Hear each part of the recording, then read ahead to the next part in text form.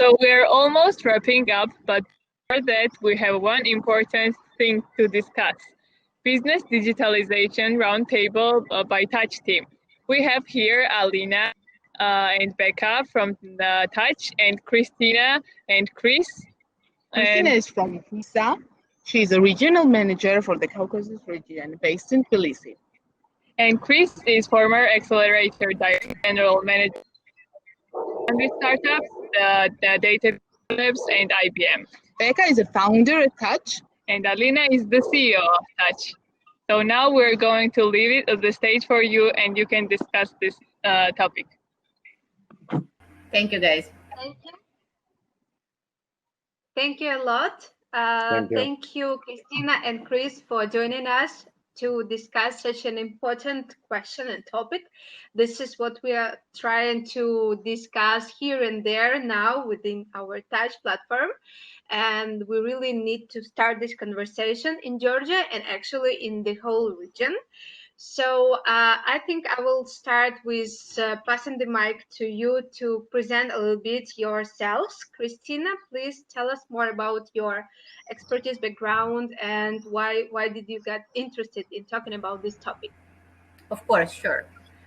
So as your beautiful DJs there said, my name is Christina Dorosh. I'm managing Caucasus for Visa. And these are 3 markets in Caucasus, including Georgia, of course. I am a banker. I'm like that kind of old schooler. I had all my career in a bank, and that's a pretty interesting story from my point of view. When I was a card person since I remember myself. I started in cards and technologies back in 2000, and since then I was engaged in developing card business first in my bank, where I spent 20 years, and I kind of went out of the bank as a Vice President, Deputy CEO, managing IT cards and payments. And I went out actually because I got an offer from Visa, and it was an offer I couldn't resist, of course. So I joined Visa team, and I've been looking for development of products across CIS SAE. That's how we call our region, Community of Independent States, and Southeastern Europe. These are 17 markets around. So I've been managing products, being head of products, and since July last year, I got that opportunity to become a regional manager, which I really embraced. And to your point, why technology and why everything? I've been in cards now for many years in payment business, and I really still find 2 things amazing. First, that some of you may not know, authorization request, actually, the thing we call transaction, goes between banks, between hosts, in seconds. No matter where the banks are placed, you can be South Africa and in North America, and the transaction will go in seconds. And that amazed me when I joined cards, and it still amazes me right now. And the second thing, which I really love about payment business, is that we really help people live better, make their payments faster, more convenient, more secure, and it's really a very enjoying, like a rewarding thing. Thank you. Thank you. Please present yourself. Sure. And also, why you decided to join us? Sure. So my name is Chris Brown. I, over the last 10 plus years, have run a number of different startup programs in a bunch of different corners of the world. I started out my startup life in Estonia, where I helped sort of build Startup Wise Guys from the ground, and then moved to Budapest, where I helped put together a micro CVC fund. And then I was based out of New York for most of the last 5 years after that. I ran something called the Data Future Labs, which is a sort of incubator hybrid focused on AI and ML, connected to NYU. And then IBM asked me to run their global entrepreneur program for the East Coast, which was a program essentially dedicated to building relationships with startups and helping them in whatever ways we could. And so after that, 500 startups called up, and they needed somebody who understood sort of Eastern Europe, who understood America from a startup perspective, and who was also willing to brave a Moscow winter. And since that's not something that is too far afield for me, it made perfect sense. After that, I did a little bit of consulting for PwC, the strategic consulting division there in Moscow around corporate startup integration. And I suppose I think that's going to be one of the subjects later on, because it demonstrated the significant challenges that we have in our part of the world around corporate startup innovation and digitalization in general. And most recently, I started working, on the side with a VC fund based here in Kiev called Genesis Investments, joining them as like a venture partner, driving scouting and pipeline, things like that. So. Well, actually, yeah, that's a perfect news. I've just read it, I think yesterday, that you have joined Genesis Investments. Now I believe that the fund will become even cooler and stronger. Hopefully. Thank you for joining. I really believe that at some point Wishy will be very well developed in Ukraine, and I hope that very soon with the combined efforts we will come to the point in Georgia as well, because now Wishy Capital is here at a very early stage, but we are working on it hard to make it go faster and better. And in terms of the Becca, sorry, yes, go ahead. Please? No, I was just saying, in terms of the reason for this, I think that if almost by definition, if we're involved in the startup and technology world, you're interested in the process of digitalization and more broadly the mindset of digitalization. So that's why this conversation made sense. Thank you. So Becca, I will let you also tell more about your background, and then we will move to discussing the questions we have prepared for this table. Yeah, sure, Alina, thank you. Yeah, since 15 years, I'm doing the UX UI design. From the time when it was not UX UI, it was just web design.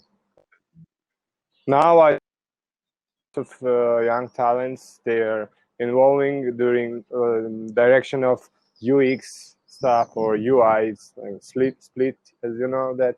And now it's growing, and all the specific direction is improving their productivity.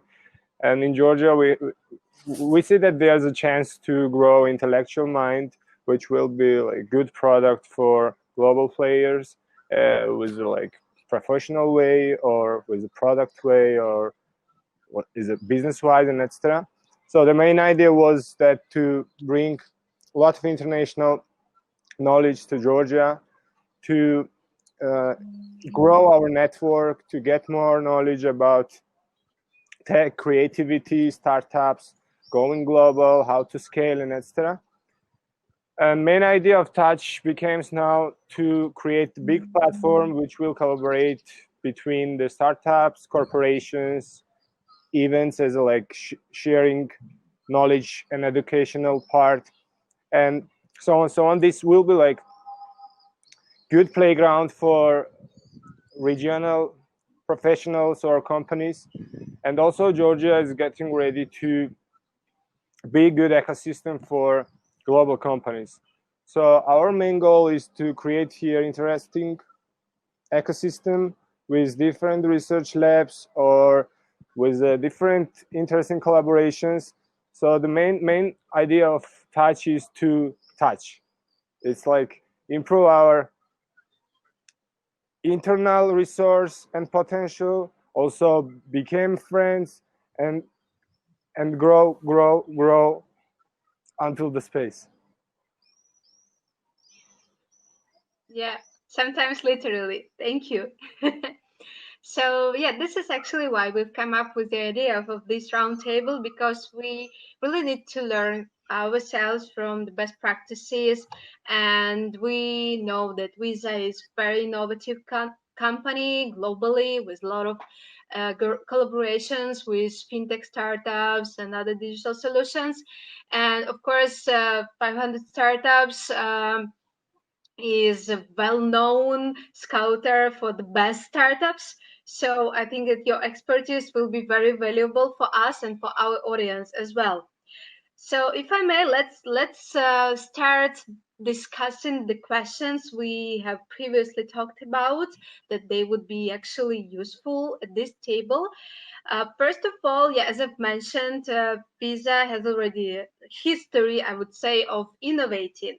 And the question is how it all works for the employees, how the leaders, how the business owners can actually start the conversation, the dialogue inside the company in order to start innovating, and not just only by the head and hands of the leader, but also with the help of the employees and their brains and their ideas. So I think, Christina, we can start with your point. Thank you, Lena. And indeed, it's a good point that you said that Visa is one of the innovators of this world. And if you think there's been a lot of buzz about the Uber model, business model, right, recently, which is now almost history.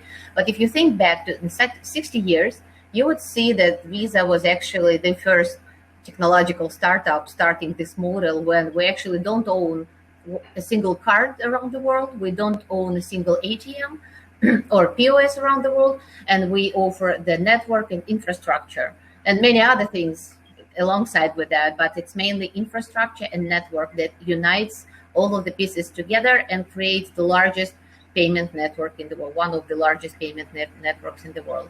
So we actually started digitalizing ourselves and innovating ourselves when we replaced the piece of carton or the piece of paper that used to be a card. We replaced it with the first magstripe card by that time, and it actually was a technology breakthrough, if you may. And since then, of course, we were developing, and as you've mentioned, and it's a good point indeed, probably that's one of the biggest questions that big incumbent players are now facing, how they continue to innovate, not only in like the evolutionary way, making the same things better, faster, cheaper, more efficient, which we do successfully all over the 60 years, but how can you foster the culture, the mindset, the values within the company so that you allow for evolutionary instead of evolutionary innovations to go through. And this is not just our question, of course. If you remember Clay Christensen, who left us recently, unfortunately, but that the innovator's dilemma, it's probably one of the biggest questions we have. So we at Visa, we do manage it, in my view, quite successfully, and it's through really fostering the entrepreneurial mindset within the company. So many things are being done around that, so that it's not just leadership vision to innovate. It really comes from many people who are within the company, and it works. If you think the recent stuff that was done, I will just call out a few things. February 4, 2016, it's when, for the first time in history, Visa opened up its network. It's when we launched our Visa developer platform with APIs. Those set of, which is growing by number constantly, the set of APIs where actually everyone from the UX UI developer or a startup or an acquirer or an issuer, banks, merchants, everyone could connect, could play with the most interesting, most useful payment functionalities we offer, embed them into their own proper solution. That's one of the examples of how Visa was really revolutionary, innovative, opening up our system for everyone who can use it, but still, of course, keep it extremely secure. Another great example in my mind is I really love this topic because I really see that this is our strategy going forward. We see ourselves as becoming networks because, all our network is built on the card rail. Recently, you may heard like a year and a half ago, we've acquired Fport, one of the largest companies that do account-to-account payments. Now we started to embed this experience of account-to-account to card rails, and we are now bringing this solution to Georgia as well, by the way. Caucasus is one of the markets that we will be piloting this technology. I'm really proud of that this will come into these markets. And another outstanding example I probably can call out is our solution B2B Connect, we call it. It was launched last summer as a pilot, and that's a payment platform for large tickets of corporate payments cross-border, which is built actually on blockchain technology, on distributed ledger technology. So this is to say that although, of course, it's a big question for us how we continue to innovate and to keep us as efficient, as successful as we always were. And at the same time, keeping and maintaining all the core values of the Visa, like security, resilience, convenience. So I think we're quite successful in doing those things. And the few examples I've just mentioned, alongside with all of the implementations we're doing. So I can go on and on with all the technologies we have, and we may touch on that going further. I would say that Visa's example shows that incumbent player can be quite successfully an innovator. So on a really basic level, I would actually fundamentally disagree with that. I think companies like Visa are at their core completely incapable of innovation in almost every way. They're only capable of acquiring innovative ideas that exist within the world and then attempting to absorb them using the massive systemic inertia of billions of dollars in revenue that drives their business currently, and utilizing that as essentially an unfair advantage within the market to destroy competition and prevent others from coming in. And I have lots of friends who work at Visa, right? But that's just one example of corporations being in a position where innovation is not something they're interested in, and that's why smaller organizations. I mean, you talk about like opening up the APIs in 2016. It's like, cool, it's only 20 years behind PayPal. Like that's not honestly, that's not an example of innovation. That's an example of, oh shit, the market is going to destroy us unless we do our jobs and actually provide people with what it is that they need. So I think I've worked with too many large corporations who go out into the world and are like, hey, how do we create this kabuki theater of innovation that prevents people from looking at it and saying, hey, they're not actually doing anything. They're not really trying to change. They're trying to look and say, hey, we've got a quarterly focus. It's quarter by quarter. And frankly, public companies, the moment they go public, they're no longer really capable of innovating. They're capable of market domination, but that's a very different thing. That's utilizing their existing sort of power systems to say, hey, we just want to continue to grow. Anything that interferes with that growth is automatically a threat unless we believe that it can be completely co-opted and controlled by us, in which case it's something that can continue to drive quarter by quarter growth. I think if you were to take public companies out of a quarterly focus, right, and you were to remove, for example, quarterly reports and make them every year or something like that, you might have a better capacity for corporations to be more responsive. But I think just on the most basic level, almost all the core innovation that's come over the last 20 plus years in the internet has come from small players showing up and being like, hey, something new is possible. And then 5 to 10 years later, everybody on the corporate side being like, oh, I guess we don't want to die. How do I not be Blockbuster, right? And I think all the dead rental car companies just in the last month are yet another example of that. And Chris, you're totally right saying all that stuff, all those things. And indeed, we understand why it's happening, because big companies, we know all that comes with that structure, geography metrics, and everything, mindset, culture, and then the shareholders, one of the most important sort of things you've mentioned out there. Indeed, it becomes really difficult to try and put all of big part of your income into developing something which may not fly, as we understand, because those innovative, that's okay. So that's why I said that we as Visa, we're totally facing this challenge, and no questions about that.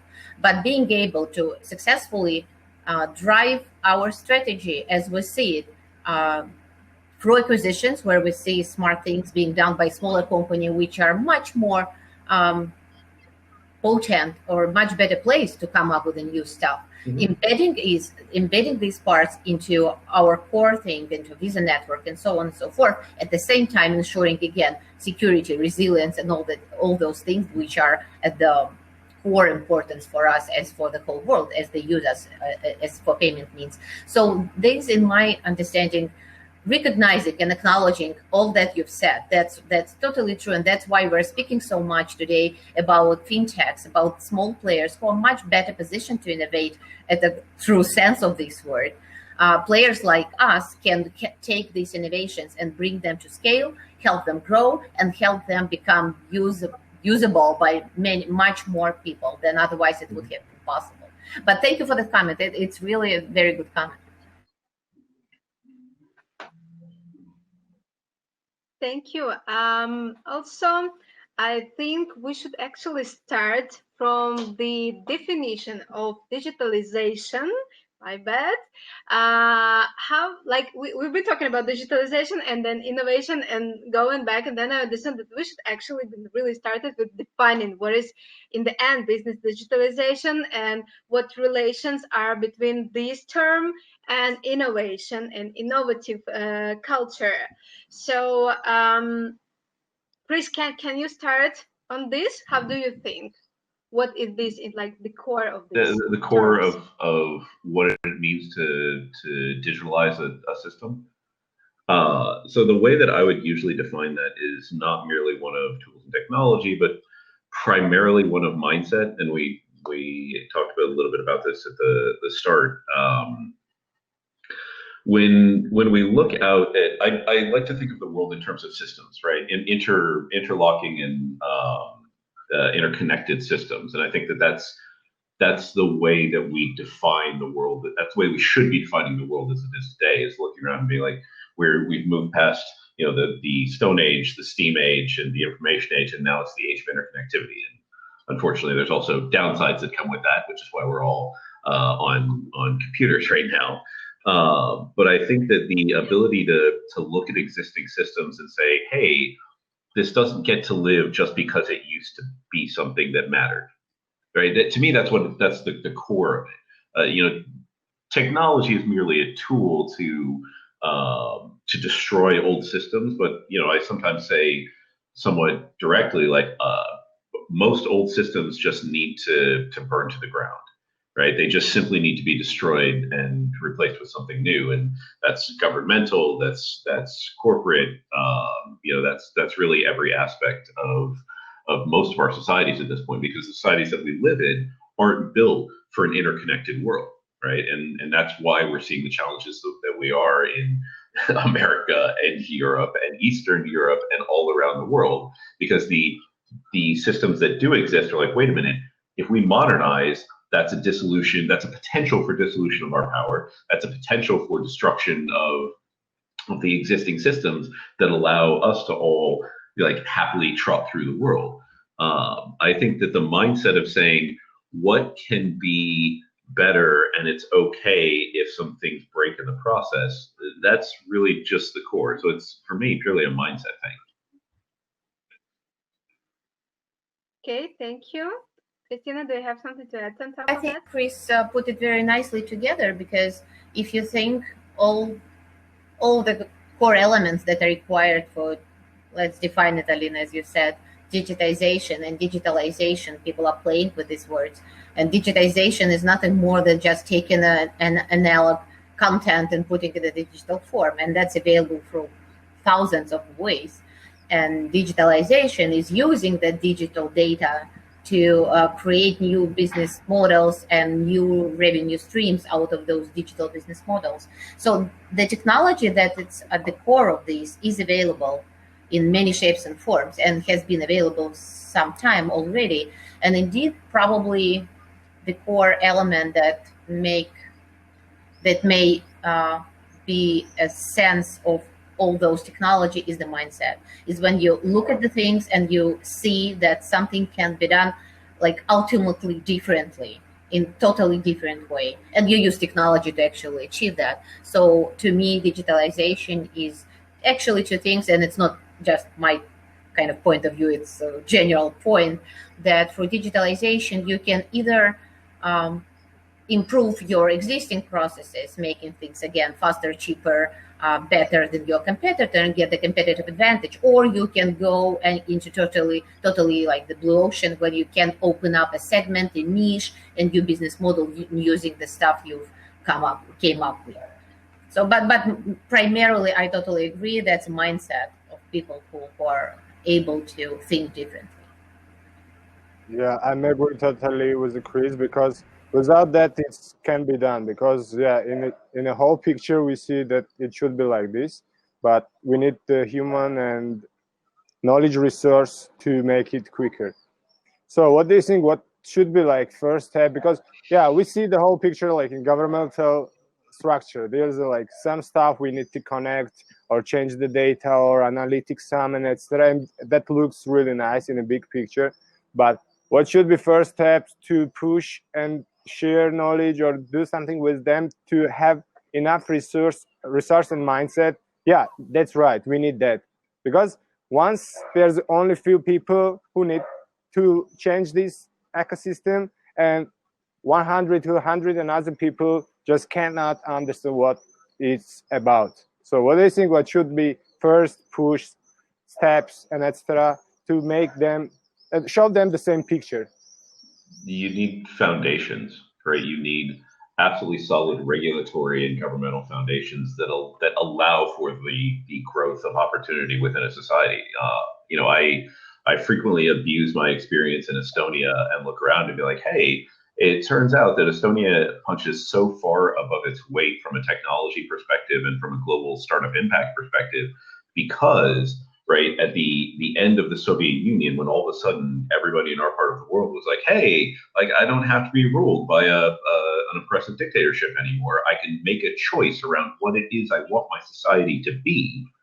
Estonia stood up and they're like, cool, we're Scandinavian and we're just going to be efficient, pragmatic, and effective, and we're going to do it right now. And if you're involved in the sort of systemic corruption that typified the Soviet Union, like you're done. Like we don't need you involved anymore in this process. And a lot of that was done by sort of faceless technocrats behind the scenes in Estonia, where you're like, okay, how do we set up a digital ID system for everybody to makes it easy for people to pay taxes, but really diminishes the opportunities for corruption and makes it very easy to start a business and get that going and why don't we just make things easy for people? Because my job as a government is not to tell people what to do. My job is to give them an opportunity to do it. So I think your starting point probably has to be if you still have people in power in your government, and I speak very much from the perspective of like my thoughts on America are identical to this, to be very clear. If you have anybody in power who's over the age of about 60 to 65, they should immediately forcibly retired. because ultimately, this goes to this idea that I keep going back to on systemic inertia. You cannot build something new when you have this incredibly powerful system on top of it preventing change from happening, because that change is a threat. So it has to start with government, and not government being the drivers of innovation, but government being the systems that creating the systems that allow people to do what it is that human beings have done in every corner of the world that we've ever entered, which is, how do I build something new to make my life better for me, my family, and those around me? And that starts with transparency. It starts with ease of access to governmental systems. It starts with clarity on regulation. Without that, you can do everything you want in the world, and it's going to fail. Right? And that's just the baseline. So I mean, that has to be a starting point. And finding new young leadership who didn't grow up with an understanding of the world shaped by in our case, right, Soviet and Eastern Bloc thinking, right, that's our starting point. And it can be done because we've seen it done. The Baltic states are a great example of that. Okay, thank you. Another question we had on our mind as we are helping startups to scale from Georgia to other countries, to other markets, and build the global projects from the very beginning, because Georgian market is not that big to be able to scale for plus 5 years or even like plus 3 years. So we are helping startups to go further and also collaborate with global companies. And sometimes it's really hard to get to these companies, even if you are coming from a perspective of the bigger organization or some pseudo-governmental organization that supports startups. It's still really hard to push and to enter the bigger companies and tell them that, hey, we have here a solution that will really help to automate or digitalize better some of your processes or open the new opportunities for you by using the data you collecting and so on and so forth. How do you think how we can actually like knock the door of bigger companies and corporations, especially international ones, and pay their attention to the startups in our region? Because again, sometimes they are much, I would say, stigmatized. I mean, the startups in our region sometimes are very much stigmatized. That's why you will not see actually big American VCs coming here and investing. And the same is with corporate companies. Though still we have representatives of Big Four in Georgia. We have representatives of many other companies here. But local offices, they are not responsible for conversation with new solutions and startups, right? So we need to go very directly to some regional offices or even global ones. I don't know. Maybe you have any ideas and advice for us on how to knock the door and actually open it. I can start, or Christina, you can start. Yeah, Chris. So the answer to that is, I mean, if I had the perfect answer to it, I'd be a multi-bajillionaire. But the hard answer to that is, you can't be building something for Georgia, right? And this is the unfortunate truth. When teams come to you, whether whether it's part of accelerators or 500 or anything else that I've been a part of, where there's an opportunity for investment or things like that, and people are like, yeah, we've got this little something in this country that half the people who we theoretically want to be clients have literally never heard of, and have no shits to give about, right? That starting point, that's one of the biggest problems. Once again, like in Estonia, nobody ever says like, hey, we're gonna conquer the Estonian market, all 1.2, 1.3 million people in it, because it's literally not a market. It's not even a borough in freaking New York, right? So stop. The first step, remove this idea of a nationalist approach to things. And I told startups in Georgia when I was there earlier this year, right? Take out this entire idea of, yeah, we're like a country, and like I got to think about this in terms of like my limitations and my no, you are an operator within a region of the world, and identify the geography beyond simply your country that you can look at and say, all right, there are 40, 50 million people in this geography who could potentially fall into folks that I want to be talking to. There's the enterprise market in this particular region is what it is, is however many billions of dollars, something meaningful, right? Because when it comes down to it, if you don't have a market that VCs care about, it doesn't matter like how cool your technology is, right? So look at markets first, and then figure out sort of where the market is that you need to be. And when it comes to how do I get doors open, the beauty of the world that we live in, right? And we're all in, I don't know if we're in 2 different countries or 3 different countries here, right? But the beauty of the world that we live in is that, like, hey, it turns out that there's really, really driven, passionate people who might be, prone to joining a startup that live in Paris and Berlin and New York and Austin and Omaha and San Francisco. And if they were to connect with really smart, talented people who just happen to be from Tbilisi or happen to be from Kiev, right? It might be that they look and they say, wait a minute, like, why is it that I would want to hire somebody who doesn't fill in gaps that I have? One of those big gaps being, I don't have touch points with the markets that I want to move into. Why don't, instead of looking for a chief marketing officer from Georgia, because like, well, that's just easier and more comfortable for me, how about I focus my search entirely on finding talent that's additive to me in ways that make me unique? So it's like, cool, we can build in Georgia. We have this great idea and this great technology. But one of our founders, they came from Toronto or whatever, and they automatically, by the nature of their existence and the accident of their birth, open up doors for you. Right? So my recommendation to most teams would be, stop hiring people who are friends of friends and hire people who are, far afield and maybe a little bit uncomfortable, because those are where opportunities are going to come from in a natural way.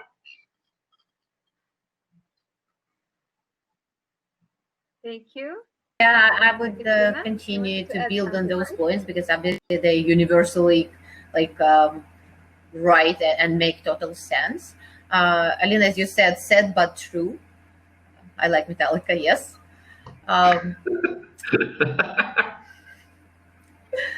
Startups are really facing challenges to get to big companies, no matter big companies locally or big companies multinationally, which could potentially be their opening door into something they aspire to.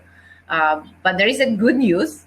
You, to the point you said, local people in Visa are responsible for fintech collaboration as well. So that's personally me, first and foremost. So obviously, I'm speaking now of the payment-related innovations or fintechs or startups.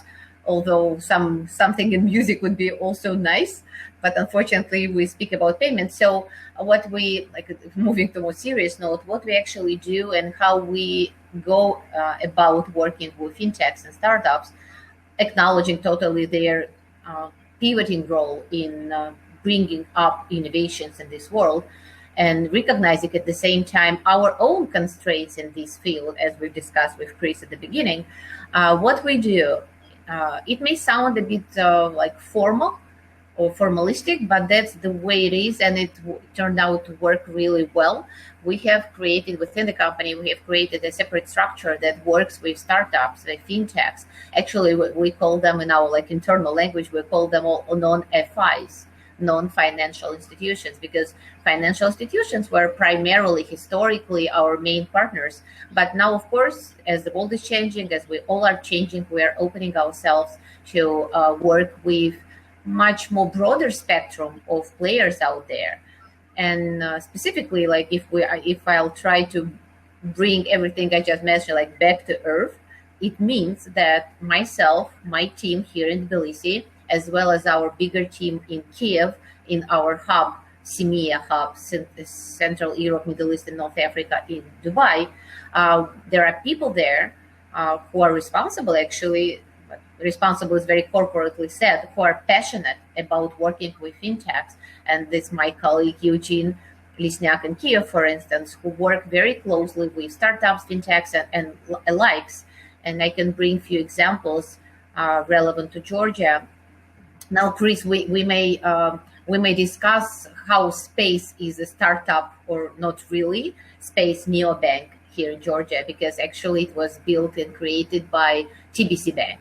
But what they did, they just took those people, put them aside, separated the office, took the totally different team, and that team was able to come up with a neobank concept here in Georgia, and they launched a year and a half, and we are partners proudly and gladly.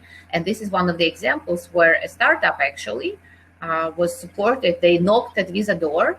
Okay, they had some privileges being kind of related to TBC Bank, to our classical partner, but we have many other examples where people are just knocking at our door saying, hey guys, I got an idea. Would you be interested in discussing? And of course we are. That's our job. That's what we do. And now Space is entering Uzbekistan market. They expand geographically, and we are there with them. In Azerbaijan, for instance, we had loyalty platform, which is our partner, and they are not a bank. And they started as a startup. They just knocked our door.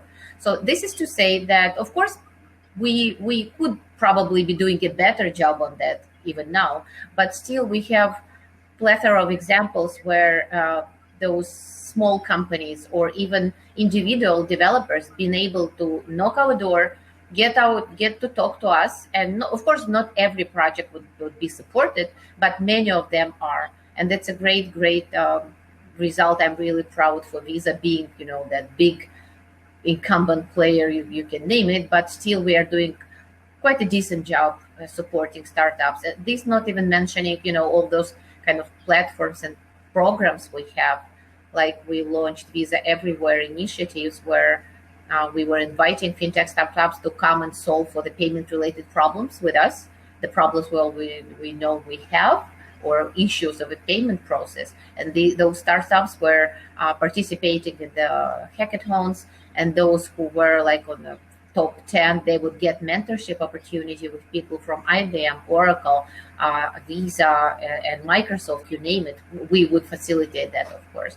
So there are ways where you can get to us. And I really encourage people who believe they have something really cool in payments, talk to us, come talk to us. I have a question. I have some startup in my mind. I will share with you. Can you hear me? Yep. Yes. Yeah, Becca? Yeah. Do you have any other success cases except space with the overall or in Georgia? In Georgia. In Georgia. Yes. Also, we are like specifically on this field. We also are partners with Unicard. You know, that's a loyalty platform in Georgia. And they had a very bold idea indeed for a loyalty platform, not being a bank. They decided, why wouldn't we have not just a loyalty card as a piece of plastic that people just carry around and that's useless, if you will. And why wouldn't we instead have a proper banking card where we would have the same functionality for loyalty, and that could be going forward digitally issued, and so on and so forth. So we started that collaboration, and I'm proud to say that Unicard was actually first non-FI partnership or non-financial institution partnership we signed up back a year ago, and we are now preparing to launch this issuing activity now with the payment cards. So we do have quite a bunch of examples, and I would love to have more in Georgia, of course, related to startups and to fintech, which are merely focusing their attention on primarily on payments. So again, I'm really encouraging people to talk to us about that. We will help with that. That's perfect. That's a great opportunity. Chris, I had a question for you, and then we will just wrap up the roundtable as we're out of time. Regarding Genesis Investments, I have talked with some of your new colleagues recently, and she said that, yes, we would like to take a look at Georgian startups. So will you also collaborate I will with look us at on anybody anywhere. And I don't have, as I said, I marginally believe in countries at this point. So, it's not a matter of whether or not a startup is Georgian. What I care about is a startup looking out at the world and saying, I want to solve this global problem. And I have the mindset that allows me to think about this from an international perspective. I stand up and I say, hey, I have to build an experience that people love, no matter where they are, and it solves real meaningful problems. And there's an incredible market that I'm attacking with it. So it doesn't matter to me where somebody is. All that matters is, do you have a globally oriented mindset? That's perfect. I'm really glad to have both of you at this roundtable and talking about new opportunities for our audience and community. Thank you a lot for joining us on Sunday evening. Thank you. We will be glad to continue the conversation further, and you can also join our virtual after party later this evening, tonight. For now, we will move to more fun time as it's already the evening, and we are really glad to have an amazing wrap up of the day and of the whole conference. Thank you again. Thank you, Alina. Hope to see you very soon. Thank you so much. Bye. Really interesting. Bye.